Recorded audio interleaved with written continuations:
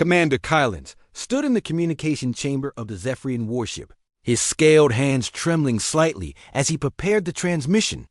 What he was about to report to the Galactic Confederation had never happened before in 3 centuries of conquest. The holographic projector hummed to life, and the image of Elder Morden appeared. The ancient being was massive, even by Zephyrian standards, with scales that had turned almost black with age. His red eyes glowed like dying stars, and when he spoke, his voice carried the weight of centuries. Report, Commander Kylans. Elder, we have encountered the humans from the species called Earth. The interrogation has produced ... unusual results. Morden's eyes narrowed. Define unusual. Kylan took a deep breath. They show no fear response to our standard intimidation protocols.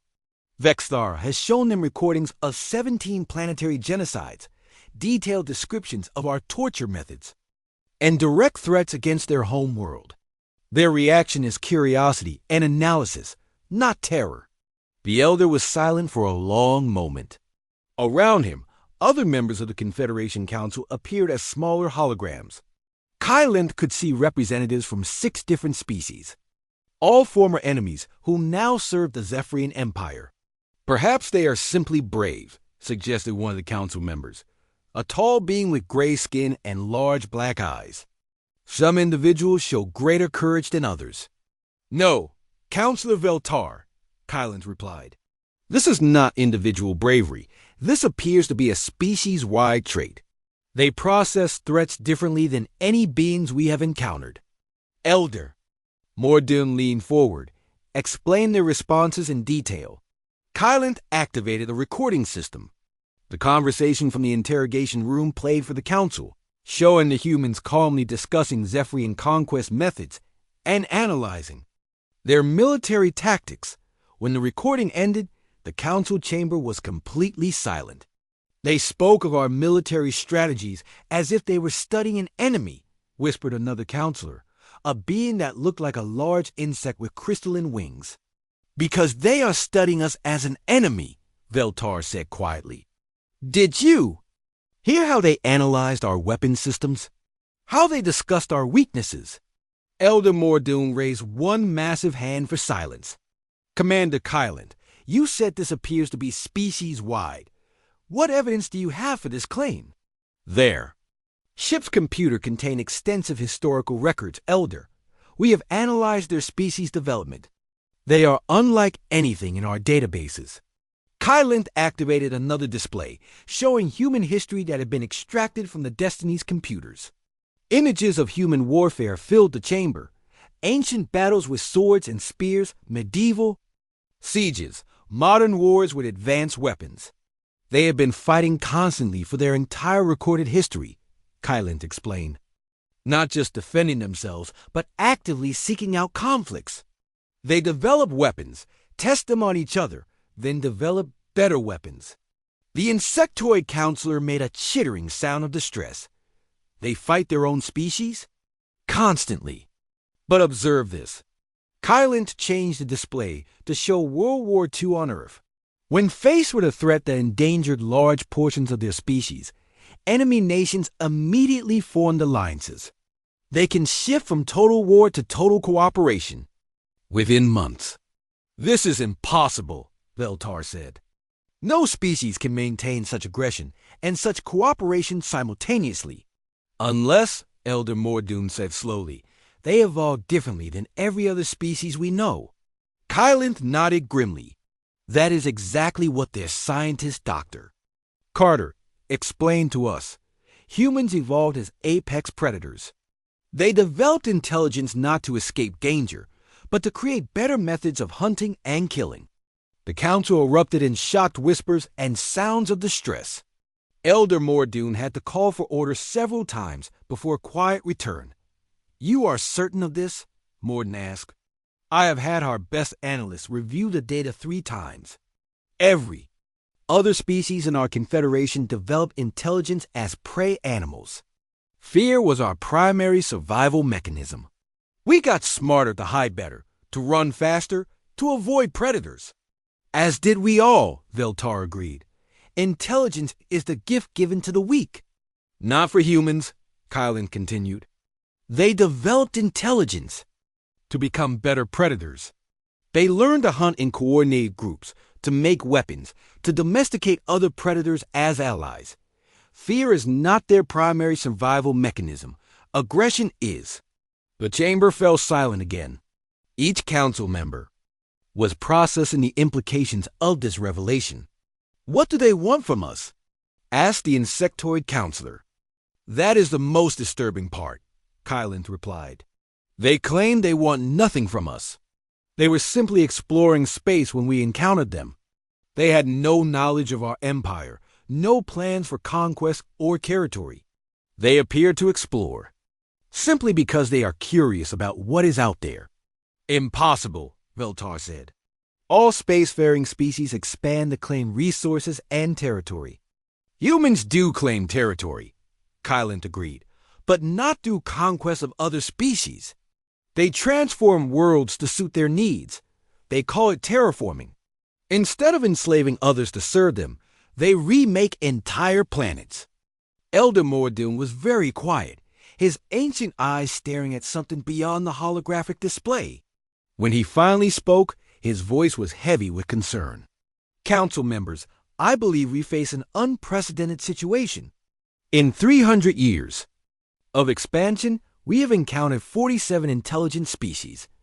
Every single one evolved as prey animals. Every single one responded to our power with appropriate fear and submission. The humans represent something new, Veltar said quietly. They represent something dangerous, the insectoid counselor added. If they do not fear us, others might learn not to fear us as well. Mordoon nodded slowly. That is exactly the danger. Our entire governmental structure depends on fear hierarchies. We rule because others are afraid of us. We maintain order because subjects are more afraid of punishment than they are of compliance. But if one species exists that cannot be controlled through fear... Veltar did not finish the sentence. Then our entire system may be flawed. Mordoon finished for him. Kylan had been dreading this conversation, but he had more disturbing news to share. Elder, there is something else. The humans have been asking questions about our military capabilities. Not threatening questions, but analytical ones. What kind of questions? Their Captain Morrison asked why we had not simply destroyed their ship immediately if we intended to kill them. When Vexstar threatened to attack their home world, Morrison replied that we could try, but implied that we might not succeed. Arrogance. Veltar said immediately. I do not think so, Kylan replied. I think it was tactical assessment. Morrison is a military commander. He was analyzing our behavior patterns and drawing conclusions about our actual capabilities. What conclusions? Mordoon asked, though his tone suggested he already suspected the answer. That we have never actually fought a real war. That all? Our victories have been against species that surrendered rather than fight. That our entire military is designed for intimidation rather than actual combat. The council chamber erupted in angry voices. Several counselors began speaking at once, their translated words overlapping. Impossible. We have the strongest fleet in the galaxy. We have conquered dozens of worlds. Our weapons are beyond compare. Elder Mordoon raised his hand again, and gradually the chamber grew quiet. Commander Kylan, he said carefully, in your professional military opinion, are the humans correct in their assessment? Kylan was silent for a long moment. As a military commander, he had always known the truth, but it had never mattered. Before, yes, Elder, we have never fought against an enemy that was actually willing and able to fight back. Every species we encountered surrendered when faced with our superior numbers and technology. We have no experience with actual warfare against a determined opponent. And the humans would be a determined opponent? Veltar asked. Elder, they have been fighting determined opponents for their entire history, each other. They know how to fight enemies with equivalent or superior technology. They know how to take losses and keep fighting. They know how to adapt their tactics. When their enemies adapt. Mordoon was quiet for several minutes. Finally, he spoke. What do you recommend, Commander? I recommend we release them immediately and avoid any further contact with their species. That is not an option, the insectoid counselor said immediately. They know about us now. They know our location, our capabilities. They could return with a larger force. Yes, Kylant agreed. They could. And that is exactly why we should release them peacefully and hope they choose not to. You fear them, Veltar accused. Kylant looked directly at the council member. Yes, counselor, I do. And so should you. And so should every member of this confederation. Because they are stronger than us? Mordoon asked. No, Elder. Because they are not afraid of us. And we have never dealt with anyone who was not afraid of us. The transmission ended, leaving the council chamber in darkness and silence. The Zephyrians brought all 4 humans together in a larger room. This space looked different from the cells, more like a meeting hall with a long table and chairs that were clearly not made for human bodies. The aliens had adjusted the furniture. Somewhat, but it was still uncomfortable. Vexthar paced back and forth in front of them, its red eyes glowing with frustration. 2 other Zephyrians stood guard near the door, their weapons ready but not aimed directly at the humans. Your species puzzles us, Vexthara began. In 300 years of conquest, we have never encountered beings like you. Every other species shows proper fear when faced with our power. You do not.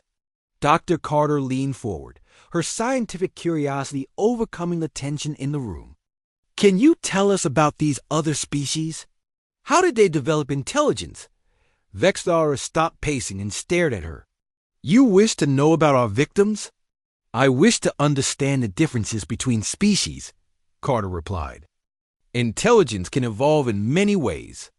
Understanding those differences might help us communicate better. One of the guards, a massive Zephyrian with scars across its face, spoke up. The Avrans developed group thinking to escape sky predators. They were always prey animals, hiding in flocks. The Aquarians used echolocation and group hunting to catch small fish, the other guard added. But they were still prey to the great sea beasts of their world. Carter nodded eagerly. So they developed intelligence as a survival tool against predators. That makes sense. Fear would be their primary survival instinct. All intelligent species develop this way, Vexthara said. Intelligence is a response to danger. The weak develop clever minds to escape the strong. That's not how it worked for humans, Morrison said quietly. All the Zephyrians turned to look at him. Vexthara's eyes narrowed. Explain, Morrison glanced at Carter, who nodded encouragingly. Humans didn't develop intelligence to escape predators. We developed it to become better predators. Impossible, Vexthara said immediately. Predators do not need intelligence. They have claws, fangs, speed, strength. Why would they need to think? Carter stood up, her excitement growing. Because early humans were not very good predators physically. We were slow, weak, had no claws or fangs, but we had something else. What? The scarred guard asked. Persistence, Lieutenant Rodriguez spoke up. My grandfather told me stories about the old ways. Humans would chase animals for days without stopping. Not fast, just constant. Never giving up. Commander Walsh joined the conversation. We also worked in groups. Pack hunters. We could plan, coordinate, share information. Carter nodded vigorously. Yes. Humans evolved as persistence hunters on the African plains. We would pick a target, usually something much larger and stronger than us, and chase it until it collapsed. From exhaustion. That is... Vexthara paused, clearly struggling with the concept.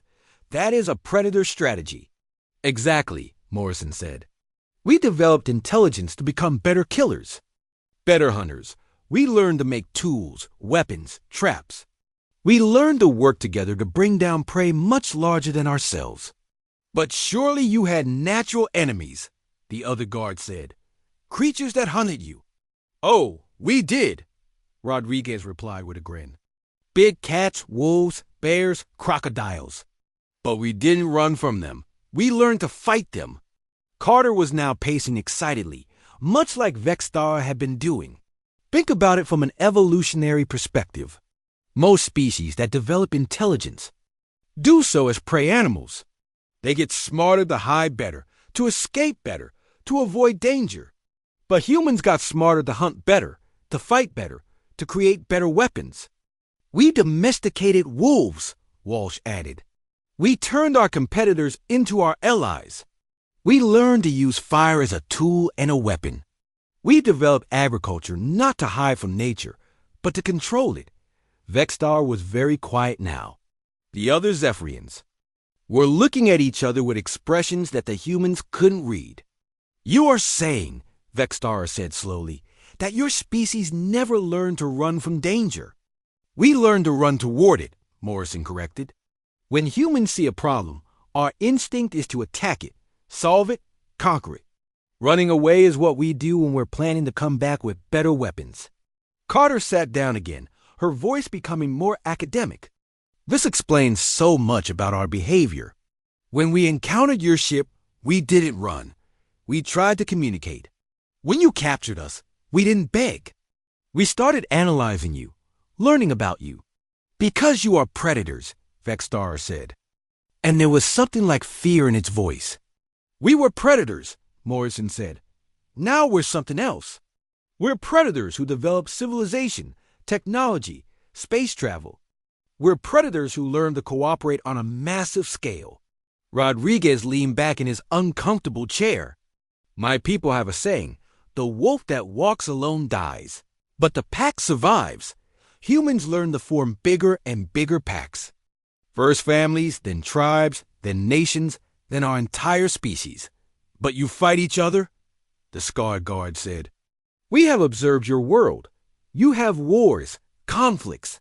Of course we do, Walsh replied matter-of-factly. We're predators. We compete for resources, territory, mates. But we also cooperate when faced with external threats. Carter nodded. Human history is full of examples. Different groups fighting each other for centuries, then immediately joining forces when invaded by outsiders. And now you are the outsiders, Morrison said, looking directly at Vextara. The room fell silent. The Zephyrians were clearly processing this information, and the humans could see that it was disturbing them. This cannot be, Vextara said. Finally, intelligence requires fear. Without fear, there is no caution. Without caution, there is no survival. Humans have fear, Carter said gently. We fear pain, death, loss of loved ones. But we don't fear challenges. We don't fear the unknown. We don't fear things just because they're bigger or stronger than us. When a human sees something dangerous, Rodriguez added, the first question is not how do I run away? It's how do I kill it? Or how do I make it useful? Walsh said. Humans have a long history of turning dangerous things into tools. We domesticated fire. We domesticated animals. We split the atom and turned it into energy. Morrison stood up slowly. That's why you can't understand us, Vextara. Every other species you met learned to survive by being afraid. We learned to survive by making other things afraid of us. But you are not making us afraid, Vextara protested. You are prisoners on our ship. Are we? Morrison asked. Because from where I'm sitting, you seem pretty nervous about us. You're trying very hard to make us afraid because you don't know what to do with beings who aren't afraid of you. Carter looked around the room thoughtfully. Actually, this is fascinating from a cultural perspective. Your entire civilization is built on fear-based hierarchies. The strong frighten the weak into submission. It's probably worked for thousands of years. It has worked, Vextara said proudly. We have brought order to chaos, peace to war. You've brought the peace of the graveyard, Morrison said bluntly. You rule by threatening to kill everyone who disagrees with you. That's not peace. That's just really effective terrorism. We maintain stability. You maintain control, Walsh corrected. There's a difference. Carter was studying the Zephyrians with scientific interest. Your entire psychology is based on fear responses. You frighten others because you yourselves are afraid. You destroy species that won't submit because you're afraid of what might happen if they don't. We are not afraid, Vexstar said, but its voice lacked conviction. Everyone's afraid of something, Rodriguez said. The question is, what are you afraid of? Morrison stepped closer to Vextara. I think I know. You're afraid of us because we represent something you've never encountered before. We're proof that your system doesn't work on everyone. You're afraid, Carter added softly, that if one species can resist your fear tactics, others might too. You're afraid, Walsh continued, that your entire civilization is built on a foundation that isn't as solid as you thought. And you're afraid, Morrison finished, that we might be the beginning of the end of your empire. Vextara's red eyes blazed, but it said nothing. The other Zephyrians were shifting nervously, their weapons clicking softly. We are not afraid of you, Vextara said finally. You are 4 beings on a ship of thousands. You are nothing. Then, why, Morrison asked quietly, are you trying so hard to convince us of that? The Zephyrians separated the humans into different rooms. Morrison found himself alone in a space that looked like a cell, but stranger than any prison he had ever seen. The walls were smooth and dark, and they seemed to pulse with a faint heartbeat. There was no furniture, just a flat surface that might have been a bed. Hours passed. Morrison tried to keep track of time, but without windows or clocks, it was impossible. He exercised, doing push-ups and sit-ups to stay ready. His military training had taught him that captors often tried to weaken prisoners by making them wait and worry. Finally, the door opened. A different Zephyrian entered, smaller than the others, but somehow more frightening. This one wore robes instead of armor, and its scales were darker, almost black. Its eyes were not yellow but deep red, like drops of blood. I am Vextara, the being said in a voice like silk over steel. I am what your kind might call an interrogator. I specialize in learning truth from reluctant subjects. Morrison stood up straight, maintaining his military bearing. Captain Jake Morrison, United Earth Space Command. Serial number 7749 Delta Prime. Vexstar made that cold laughing sound again. Your name and numbers mean nothing here, Captain. We are very far from your Earth's authority. It moved closer, and Morrison noticed that its fingers ended in sharp claws. I have come to understand why you and your kind show no proper fear. I'm not afraid because I don't know what you want, Morrison replied honestly. Fear without reason is just panic, and panic gets people killed. Interesting. Vexstar circled around Morrison like a predator studying prey. Let me give you reasons to fear. The walls of the room suddenly came alive with light. Images appeared, so real that Morrison felt like he was standing in the middle of them. He saw a planet, blue and green like Earth, with white clouds swirling around it. Beautiful cities covered its surface, filled with beings that looked like tall, graceful birds with colorful feathers. The Averins, Vexstar explained. They ruled 12 star systems. They had art, music, poetry that could make angels weep. They built cities that floated in the clouds and ships that could dance between the stars. Morrison watched as the beautiful scene changed. Dark ships appeared in the sky above the planet. Zephyrian warships, hundreds of them, blotting out the sun. The graceful bird beings looked up in terror as the bombardment began. We gave them a choice, Vexstar continued. Surrender completely, become our slaves, or die. They chose to fight. The images showed the destruction of the floating cities. Millions of the bird beings died in the first hour. Their delicate ships were no match for Zephyrian weapons. Morrison watched entire populations flee in panic, only to be hunted down and eliminated. In 3 days, we killed every last one of them, Vexstar said with satisfaction. An entire species gone. Their art, their music, their poetry, all destroyed. Nothing remains but ash and memory. Morrison felt sick watching the slaughter, but he kept his voice steady. Why did you kill them all? You said they could surrender. They could, but they chose pride over survival. A foolish choice. Vexthar waved its hand, and the images changed again. Perhaps you need more examples. The next planet was covered in vast oceans. The beings there looked like dolphins, but with hands and tools. They had built underwater cities that glowed with bioluminescence. Morrison watched as Zephyrian ships poisoned their oceans, turning the beautiful blue waters into toxic sludge. The Aquarians lasted longer, Vexthar explained. They hid in the deep places of their world. But we found them all eventually, every last one. More images followed. A desert world where rock-like beings had carved incredible cities in the mountain faces. A forest planet where plant-like creatures had grown homes from living trees. A world of ice where furry beings had built gleaming cities under protective domes. All destroyed. All populations eliminated completely. 17 species, Vexthar said finally. 17 entire civilizations we have wiped from existence. Billions. And billions of lives ended because they would not submit to our rule. Morrison had watched it all without speaking. The images were horrible, but he noticed something important. You keep saying they chose to fight instead of surrender.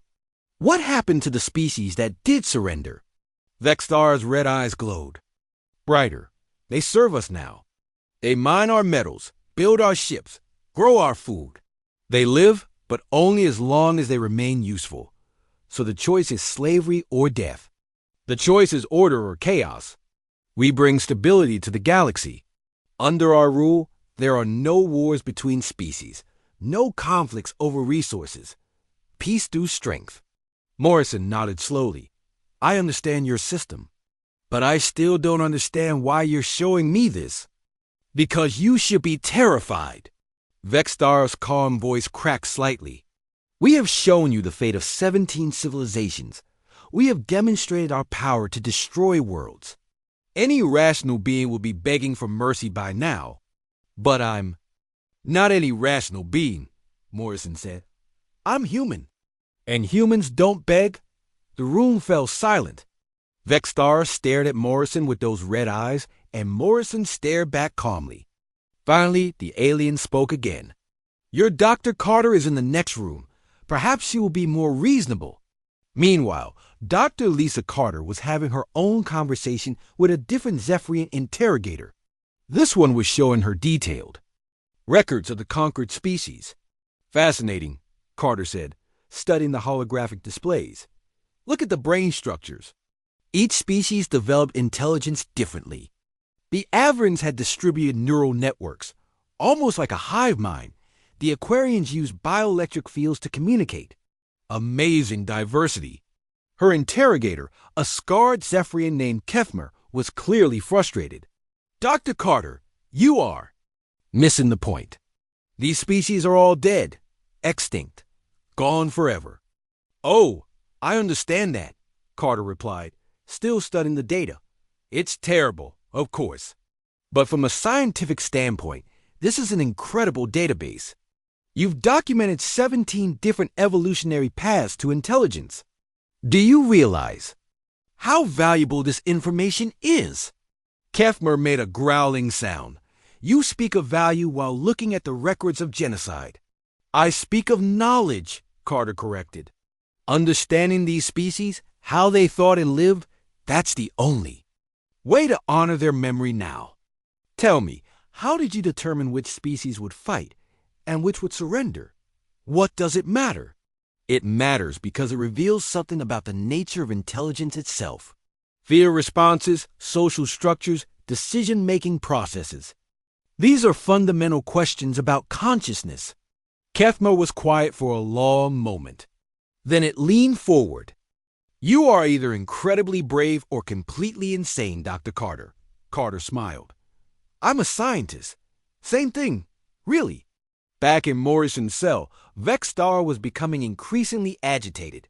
Your species fascinates me, Captain. I have interrogated thousands of beings from dozens of species. All of them eventually break. All of them eventually beg. But you. I'm not broken because I'm not afraid, Morrison said simply. You want me to be afraid of death? I've been a soldier for 20 years. I've seen friends die in combat. Death is just another enemy to face. Then perhaps you fear for your species. We know where Earth is now.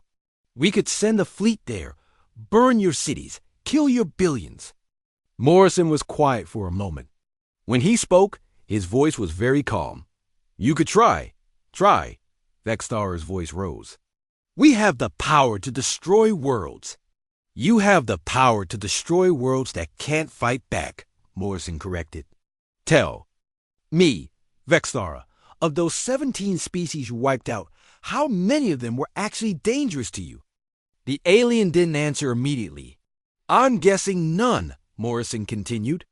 Because if any of them had been real threats, you wouldn't have been able to kill them all so easily. You're bullies, not warriors. Vextar's red eyes blazed with anger. You dare insult us? I'm not insulting you. I'm analyzing you. It's what soldiers do. We study our enemies to understand their strengths and weaknesses. Enemies? Vextar stepped back. You consider us enemies? Morrison shrugged. You kidnapped us, separated us, and are trying to terrorize us with stories of mass murder. What would you call that? I would call it an attempt at education. Vextar said slowly. But you refuse to learn. Oh, I'm learning plenty, Morrison replied. I'm learning that your entire system is based on fear. I'm learning that you've never actually fought a war against an enemy that could fight back. And I'm learning that you're more afraid of us than we are of you. That is impossible. Is it? Morrison stepped closer to the alien. Then tell me, Vexara, why are you trying so hard to make us afraid? Why do you care whether we fear you? Or not? For the first time, the Zephyrian interrogator had no answer. The stars looked different out here. Captain Jake Morrison stood on the bridge of the exploration ship Destiny, watching the distant sun cast its pale light across the unknown system. 3 months away from Earth, deeper into space than any human had ever traveled before. The mission was simple: explore, map, and report back. Find new worlds that might support human life someday. Captain, we're picking up something strange, Lieutenant Sam Rodriguez called from his station. His fingers moved quickly over the controls, checking the readings twice. Large object, moving toward us from behind the fourth planet. Morrison walked over to look at the screen. A green dot appeared, growing larger as they watched. How large? Big, sir. Really big. Maybe 10 times our size. Dr. Lisa Carter looked up from her research station. She had been studying the star system's planets for the past week, excited about the possibility of finding life. Could it be a natural object? An asteroid, maybe? Rodriguez shook his head. No, ma'am. It's moving too straight, too fast. And it's changing direction, following us. Morrison felt his stomach tighten. They were so far from Earth that radio signals would take years to reach home. If something went wrong out here, they were on their own. All stations, prepare for contact. Carter, start recording everything. Rodriguez, try to establish communication. The object grew larger on their screens. Soon they could see its shape. It was not like any ship humans had ever built. Long and dark, with sharp edges that seemed to cut through space itself. Strange lights pulsed along its sides in patterns that hurt to look at. Captain, Rodriguez's voice was tight. They're scanning us. Some kind of energy beam. Are we in danger? I don't know, sir. The beam doesn't seem to be damaging anything, but it's reading everything about our ship. Our weapons, our power systems, everything. Carter moved to another station and began working frantically. I'm trying to analyze their technology. This is incredible. The power readings are off the charts. And the size. Captain, that ship could carry thousands of beings. Morrison nodded grimly. Keep trying to communicate, Rodriguez. Send mathematical sequences, prime numbers, anything that might show we're intelligent. Already trying, sir. No response. The alien ship moved closer. Now they could see more details. The surface was covered in what looked like armor plating, thick and scarred. Weapon ports were visible along its length, more than Morrison could count. This was clearly a warship, built for fighting. "Captain," Rodriguez said quietly, "they're powering up weapons." Morrison's training kicked in. Years of military service had taught him to stay calm under pressure. Shields up. Prepare evasive maneuvers, but do not fire unless I give the order. The alien ship stopped just a few kilometers away. It was massive, blocking out the stars behind it. For a moment, nothing happened. Then the Destiny shook violently. "They're using some kind of tractor beam," Rodriguez reported. "I can't break free. Keep trying. Carter, what are you seeing?" The doctor's face was pale but excited.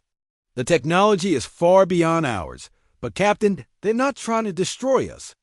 If they wanted us dead, we'd be dead already." The ship shook again. This time, bright lights surrounded them. Morrison felt a strange tingling sensation, like electricity running through his body. The bridge lights flickered. "Captain," Rodriguez said, his voice strange and distant, "something's happening to us." Morrison looked around. His crew was standing perfectly still, their eyes blank.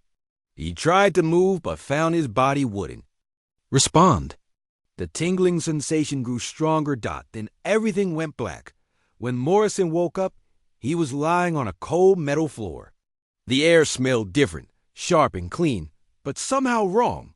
He sat up slowly, his head spinning. They were in a large room with walls that seemed to be made of the same dark material as the alien ship. "Captain?" Carter's voice came from nearby. She was sitting against one wall, rubbing her temples. "Are you all right?" Morrison looked around. Rodriguez and Commander Amy Walsh were there too, both conscious but looking confused. "Is everyone okay?" "I think so," Walsh said. She was their strategic operations officer, always calm and professional. "But we're not on our ship anymore." The room they were in was strange. The walls curved upward, meeting at a point high above their heads. There were no windows, but somehow the space was filled with a dim greenish light. Strange symbols were carved into the walls, glowing softly. "Where do you think we are?" Rodriguez asked. "On their ship, obviously," Morrison replied. He stood up and walked to what looked like a door. It was sealed shut, with no visible handle or controls. "Can anyone see a way out?" Carter was studying the walls, her scientific curiosity overcoming her fear. "These symbols, they look like writing, but the patterns are unlike anything I've ever seen. The mathematics behind them is fascinating." "Doctor," Walsh said dryly, "I don't think now is the time for research." Before Carter could reply, the door opened with a soft hiss. A figure stepped through, and all four humans stared in shock. The being was tall, maybe 7 feet, with dark green skin that looked like scales. Its head was long and narrow, with large yellow eyes that seemed to glow in the dim light. When it moved, Morrison could see that its arms and legs were longer than human proportions, giving it a strange, unsettling appearance. 2 more beings entered behind the first. They were all wearing what looked like armor, dark and fitted to their unusual bodies. They carried weapons that hummed with energy. The first being spoke. Its voice was deep and rough, like rocks grinding together. But somehow, Morrison could understand the words. "You are the creatures from the small ship." Morrison stepped forward, his military training taking over. "I am Captain Jake Morrison of the Earthship Destiny. These are my crew members. We come in peace." The being tilted its head, studying Morrison with those strange yellow eyes. "Peace, an interesting concept. You are far from your home world, creatures of Earth." "How do you know about Earth?" Carter asked, stepping beside Morrison. "We know many things. Your species is curious. You travel far from your nest without fear. This is unusual." Walsh moved closer to the group. "What do you want with us?" The being made a sound that might have been laughter, but it was cold and harsh. Want? We want to understand. Your kind puzzles us. You should be afraid. All intelligent species fear us when they first see our ships, but you ... It gestured with one long arm. You show curiosity instead of terror. This is wrong. Morrison felt a chill run down his spine, but he kept his voice steady. Why should we be afraid? We don't know you. We don't know your intentions. Our intentions? The being stepped closer, and Morrison could smell something sharp and acidic coming from its skin. We are the Zephyrians. We rule this part of the galaxy. Hundreds of species bow before us. Entire worlds tremble at the mention of our name. Carter, despite the situation, looked fascinated. How many species? How long have you been spacefaring? What kind of government do you have? The Zephyrian stopped, clearly not expecting questions. It looked at its companions, then back at the humans. You ask about our government? You should be begging for your lives. Why? Morrison asked simply. You haven't threatened us directly. You brought us here alive. That suggests you want something from us, not to kill us. The Zephyrian's eyes narrowed. You are either very brave or very stupid, Captain Morrison. Maybe both, Morrison replied with a slight smile. The alien was silent for a long moment. Then it gestured to its companions. Bring them. The commander will want to see these strange creatures for himself. As they were led from the room, Morrison caught Carter's eye. She looked excited rather than frightened, and he realized that their captors had noticed this too. The Zephyrians seemed genuinely puzzled by the humans' lack of fear. Morrison wondered if that was good or bad for their chances of survival. Jake was packing his few belongings when the sky turned red. He looked out the window and saw something that made his blood freeze. Another alien ship was coming down, but this one was different. It was bigger, darker, and it moved like a predator hunting prey. That's not a Zephyrian ship, Nova said, appearing beside him at the window. No, Lyra agreed, her voice tight with worry. That is a military vessel.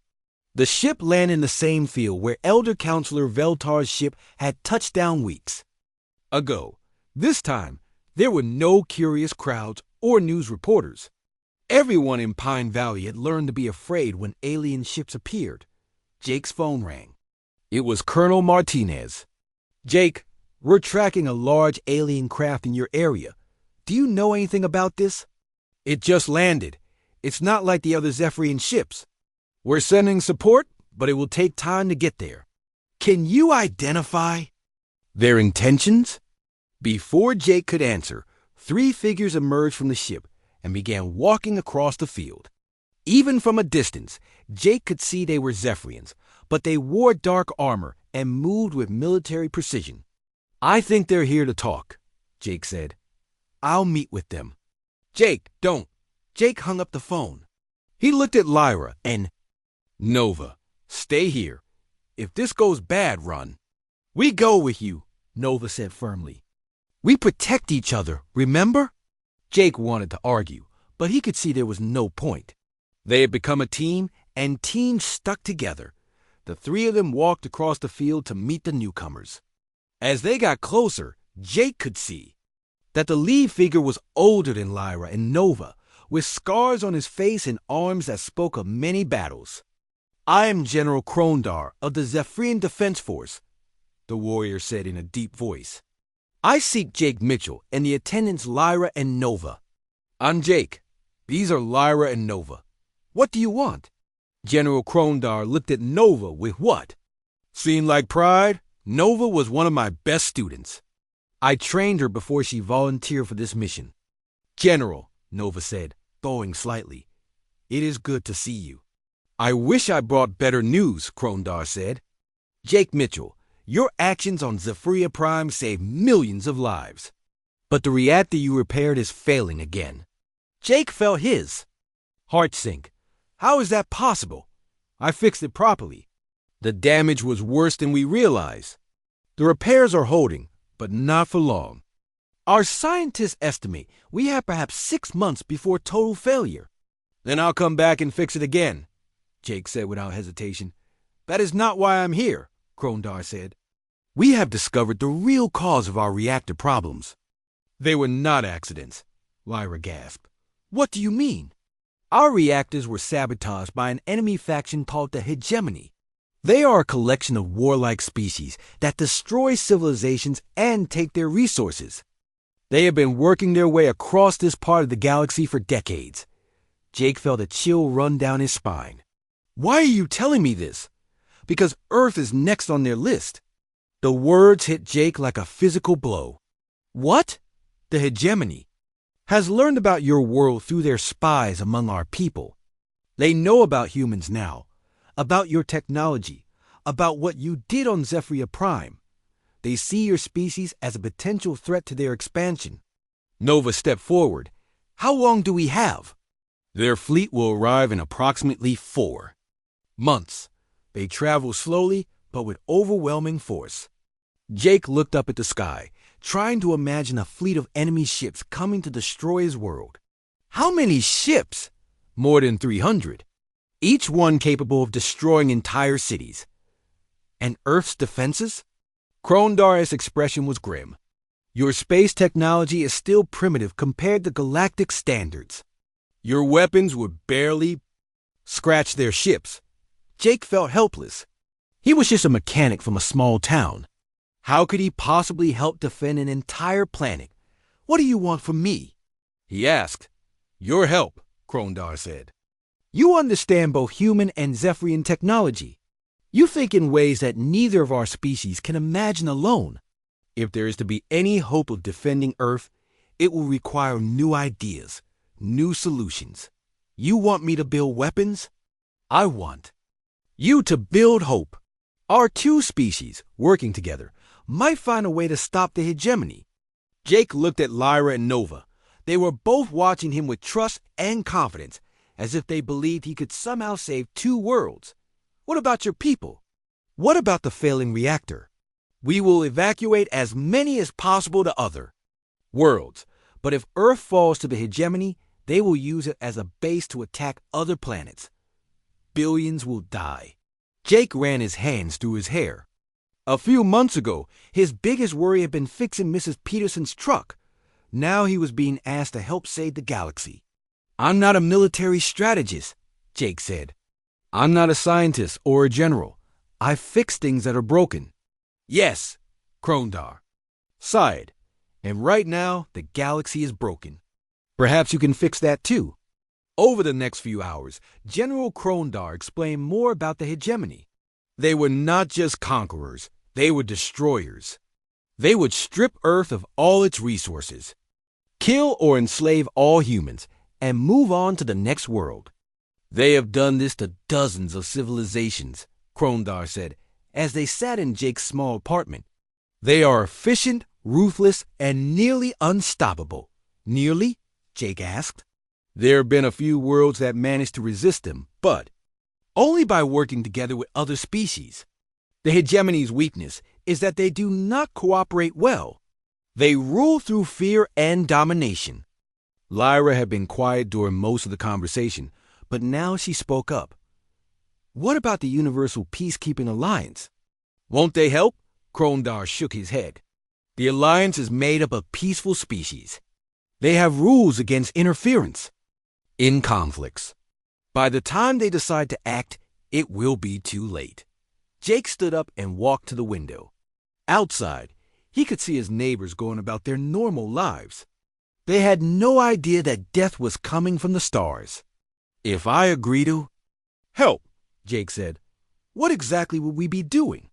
Combining our technologies, Krondar explained. Zephyrian energy systems with human engineering. Your species has a gift for adapting and improving existing technology in unexpected ways. And you think that would be enough? I think it is our only chance. Jake turned back to face them. Lyra was looking at him with her large, trusting eyes. Nova was sitting straight and ready for whatever he decided. General Krondar was waiting patiently for his answer. Jake thought about his quiet life in Pine Valley, about fixing cars and eating Mrs. Wilson's cookies. That life was already gone. destroyed the moment Lyra and Nova had walked into it. But maybe that wasn't such a bad thing. Okay, Jake said. I'll help. But I have conditions. Name them. First, we work as equals. No more of this master and attendant stuff. If we're going to save the galaxy, we do it as partners. Krondar looked at Lyra and Nova, who both nodded. Agreed, the general said. Second, we protect as many people as possible. Humans and Zephyrians. Both. Of course. And third, Jake said, looking directly at Lyra and Nova, when this is over, you get to choose what happens next. You're not bound by any law or duty.